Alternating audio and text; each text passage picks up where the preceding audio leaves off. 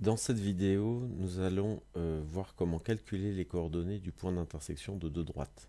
Dans la vidéo précédente, nous avons étudié les droites parallèles et maintenant nous étudions les droites séquentes et les coordonnées de leur point d'intersection.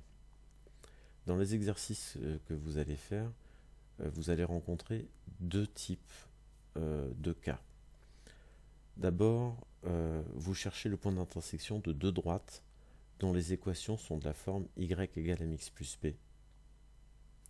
Ou alors, deuxième cas, vous cherchez le point d'intersection de deux droites dont l'une a une équation de la forme y égale mx plus p et l'autre est verticale, parallèle à l'axe des ordonnées, et donc a une équation de la forme x égale c.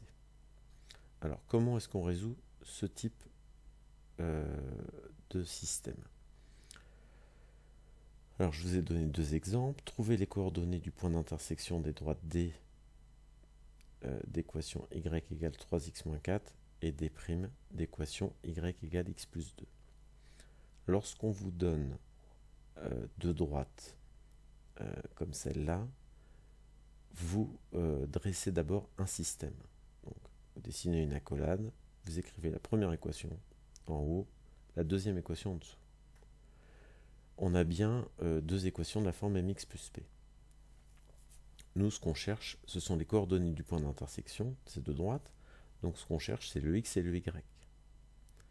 Et si le x et le y sont les coordonnées de ce point d'intersection, ça veut dire que ces coordonnées doivent vérifier les deux équations en même temps.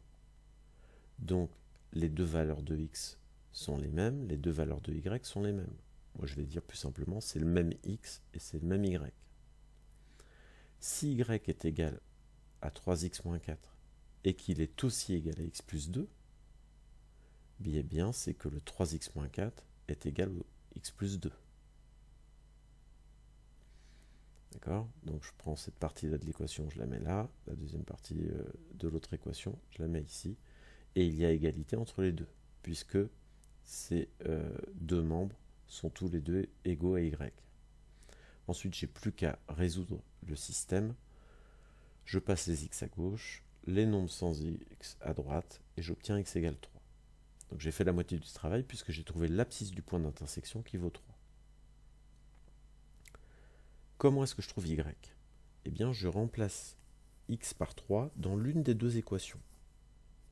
Si je remplace dans la première, j'obtiens 3 fois 3 moins 4, ça fait 9 moins 4, j'obtiendrai 5.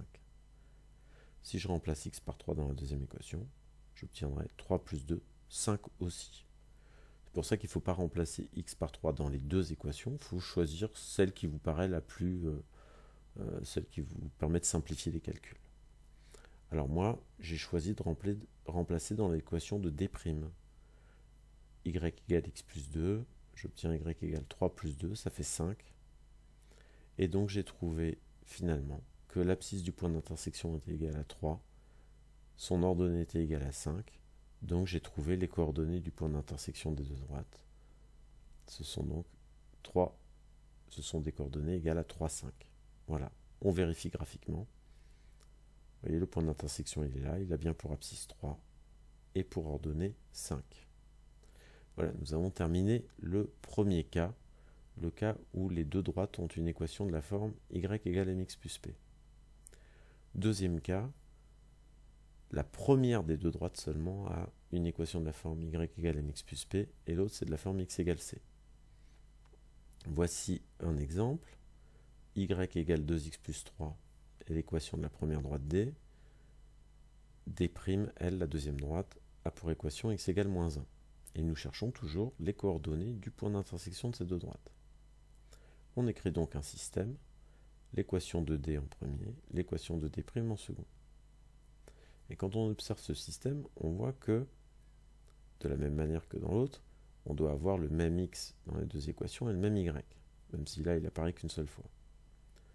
Or, la valeur de x, on l'a déjà. On sait que x vaut moins 1. Donc, dans ce type de système-là, on n'a pas à calculer x, étant donné qu'on a déjà sa valeur. Donc, la première étape de la méthode du premier cas, eh bien, en fait, elle est déjà effectuée. On a déjà la réponse à la première étape. Donc on passe directement à la deuxième. On remplace x par moins 1 dans l'autre équation.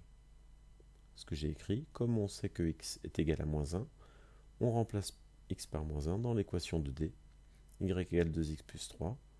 Voilà, on effectue les calculs, et on a donc x égale moins 1 et y égale 1. Les coordonnées du point d'intersection des deux droites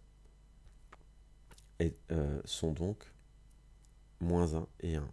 Et on confirme graphiquement, les deux droites se coupent ici. Vous voyez, la droite d'équation y égale mx plus p, elle est oblique, et la droite d'équation x égale c, elle est verticale. Elle se coupe bien en un point de coordonnées moins 1, 1. Donc dans les exercices, je crois que c'est dans l'exercice 12 que vous aurez à résoudre ce type de système.